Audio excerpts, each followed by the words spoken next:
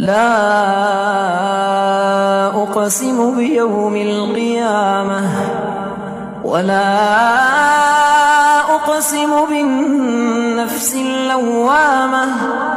أيحسب الإنسان أن لن نجمع عظامه بلى قادرين على أن نسوي بنانه